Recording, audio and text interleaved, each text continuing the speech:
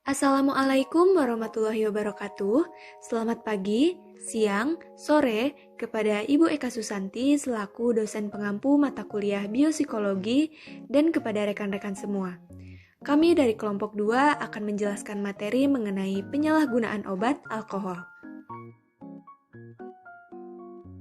Sebelumnya, izinkan kami untuk memperkenalkan anggota dari kelompok 2. Yang pertama ada Renika Maulina Saputri dengan NIM akhir 003, lalu ada Wina Heksadita Nirarta dengan NIM akhir 013, lalu ada Eva Tiflatan Solihah dengan NIM akhir 025, lalu ada Anissa Rayhani dengan NIM akhir 026, dan yang terakhir ada Rizky Salman Farizi Nascandi dengan NIM akhir 033. Table of Content. Di sini kami akan menjelaskan 7 poin pembahasan. Yang pertama ada definisi alkohol dan penyalahgunaan alkohol. Yang kedua manfaat alkohol. Yang ketiga jenis-jenis minuman beralkohol. Yang keempat klasifikasi penyalahgunaan alkohol. Yang kelima faktor penyebab penyalahgunaan alkohol. Yang keenam dampak penyalahgunaan alkohol. Dan yang terakhir upaya mengatasi penyalahgunaan atau kecanduan alkohol. Yang pertama yaitu ada definisi alkohol. Dalam kimia, alkohol atau alkanol adalah istilah yang umum untuk senyawa organik apapun yang memiliki gugus hidroksil OH, yang terikat pada atom karbon yang ia sendiri terikat pada atom hidrogen atau atom karbon lainnya. Alkohol sering dipakai untuk menyebut etanol yang juga disebut sebagai grain alkohol dan kadang untuk minuman yang mengandung alkohol. Hal ini disebabkan karena memang etanol yang digunakan sebagai bahan dasar pada minuman tersebut bukan metanol atau grup alkohol lainnya.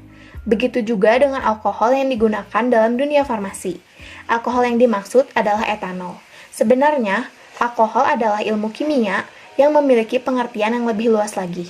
Kelas alkohol yang penting di mana metanol dan etanol adalah bagian yang paling sederhana mencakup semua senyawa yang memiliki rumus umum CnH2n plus OH. Penyalahgunaan alkohol adalah situasi, tindakan, atau sikap penyelewengan terhadap minuman alkohol yang dapat berdampak buruk bagi kesehatan sendiri dan merugikan orang lain.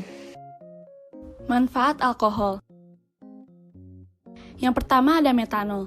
Alkohol jenis ini bermanfaat sebagai bahan pelarut plastik sampai bahan pembuatan pupuk. Selain itu, metanol berfungsi untuk membuat senyawa-senyawa lain seperti metil ester, asam etanoat, dan formaldehid. Yang kedua ada etanol. Alkohol jenis ini yang sebenarnya digunakan dalam minuman beralkohol. Selain menjadi bahan minuman, etanol bisa dimanfaatkan pada pewarna makanan, obat-obatan, pelarut parfum, sampai disinfektan untuk pembersih luka. Yang ketiga ada gliserol. Kalau alkohol jenis ini bermanfaat sebagai bahan obat-obatan, pelumas, dan berbagai fungsi lainnya di bidang kesehatan. Di kehidupan sehari-hari, alkohol jenis ini juga kita temukan sebagai bahan pada produk-produk kecantikan, contohnya pelembab wajah. Yang terakhir, etilen glikol. Salah satu manfaat senyawa ini adalah sebagai bahan anti beku, contohnya pada campuran air radiator di mobil. Fungsi ini amat membantu di negara yang memiliki musim dingin. Selain itu, kita bisa menemukan alkohol jenis ini pada bahan tambahan cat, cairan lem, dan lain-lain. Selanjutnya jenis-jenis minuman beralkohol. Yang pertama ada bir, lalu ada wine, ada sake dan soju, ada brandy dan gin, ada vodka dan tequila, ada whisky, ada rum, ada everclear, ada absinthe, ada vermouth, ada konyak, dan ada cider. Selanjutnya yaitu ada klasifikasi penyalahgunaan alkohol. Yang pertama yaitu penggunaan alkohol yang bersifat eksperimental atau experimental user, yaitu kondisi penggunaan alkohol pada tahap awal yang disebabkan oleh rasa ingin tahu dari seseorang seperti remaja. Yang kedua yaitu penggunaan alkohol yang bersifat rekreasional atau social user, yaitu di mana penggunaan alkohol pada waktu berkumpul bersama-sama teman sebaya, misalnya pada waktu pertemuan malam minggu, ulang tahun, atau acara pesta lainnya. Lalu yang ketiga, ada penggunaan alkohol yang bersifat situasional atau situational user, di mana seringkali penggunaan ini merupakan cara seseorang untuk melarikan diri dari masalah seperti konflik, stres, dan frustasi. Yang keempat yaitu ada penggunaan alkohol yang bersifat penyalahgunaan atau abuse user, yaitu di mana penggunaan alkohol ini yang sudah bersifat patologis, sudah mulai digunakan secara rutin, paling tidak sudah berlangsung selama 1 bulan. Dan yang terakhir yaitu ada penggunaan alkohol yang bersifat ketergantungan atau compulsive dependent user, yaitu di mana penggunaan alkohol yang sudah cukup berat, telah terjadi ketergantungan fisik dan psikologis. Ketergantungan fisik ini ditandai dengan adanya toleransi dan sindroma to set atau alkohol. Faktor penyalahgunaan alkohol. Ada faktor internal dan eksternal. Faktor internal yaitu ada dari pertama faktor kepribadian. Antara lain adanya kegangguan kepribadian, kurang rasa percaya diri atau rendah diri, adanya kepahitan. Selanjutnya ada pengaruh usia, yang ketiga ada pandangan atau keyakinan yang keliru, yang keempat ada religius yang rendah, yang terakhir ada ego yang tidak realistis dan mudah hanyut oleh pengaruh lingkungan. Lalu selanjutnya untuk faktor eksternalnya, yang pertama ada faktor keluarga. Keluarga yang tidak harmonis dan suasana keluarga yang tidak baik, tidak ada perhatian, cinta, dan kasih sayang, tidak ada ketenangan membuat seseorang tidak nyaman di rumah dan akibatnya mencari kesenangan di luar rumah. Selanjutnya ada lingkungan atau tempat tinggal. Di daerah tempat tinggal, kejahatan dan perbuatan asusila adalah hal yang wajar. Terlebih lagi jika sampai seseorang berkelompok dengan orang yang nakal, pasti orang tersebut akan menjadi nakal pula. Selanjutnya ada keadaan di sekolah.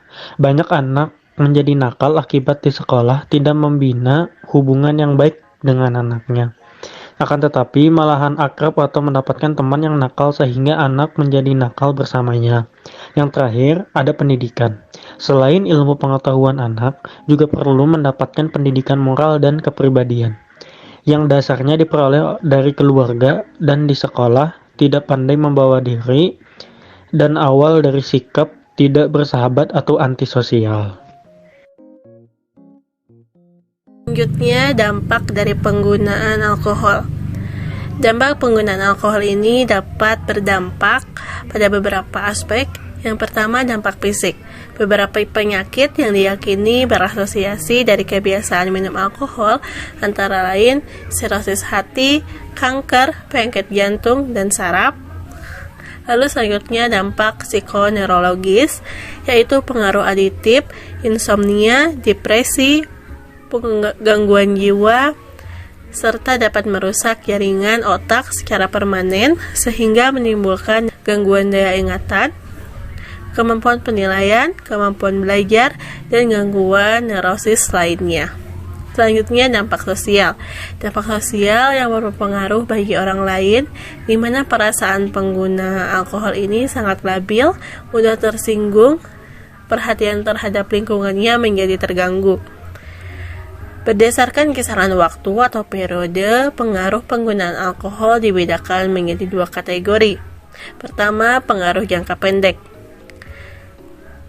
Pengaruh jangka pendek pada pemakaian alkohol yang paling umum yaitu terjadi resiko intoksikasi atau mabuk.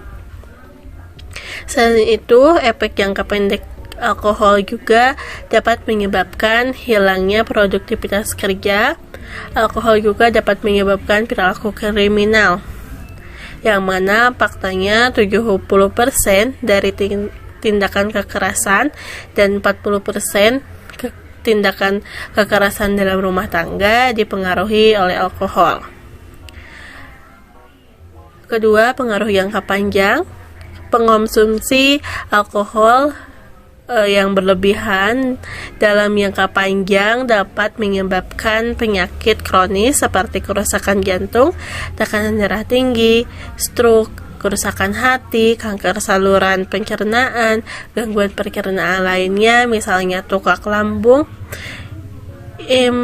impotensi, dan kurangnya kesuburan, meningkatkan resiko terkena kanker payudara, kesulitan tidur, kerusakan otak dengan perubahan kepribadian dan suasana perasaan, sulit dalam mengingat dan berkonsentrasi. Selanjutnya, upaya mengatasi penyalahgunaan atau kecanduan alkohol.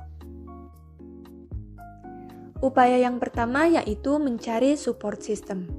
Dalam mengatasi kecanduan alkohol, support system atau dukungan dari orang terdekat seperti keluarga atau sahabat sangatlah penting.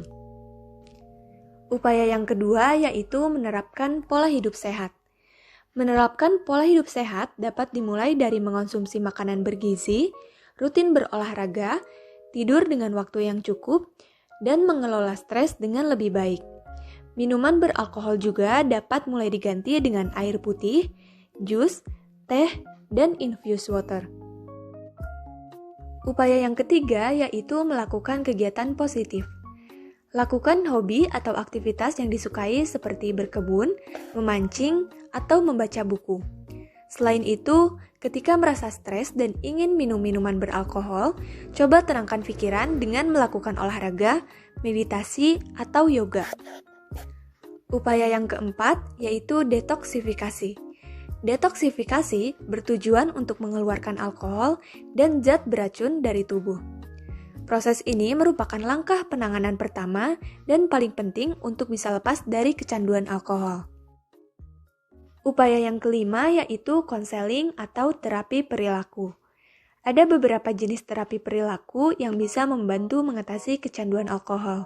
Di antaranya yang pertama, terapi perilaku kognitif, yang kedua, terapi peningkatan motivasi, yang ketiga konseling pernikahan dan keluarga. Upaya yang terakhir yaitu obat-obatan.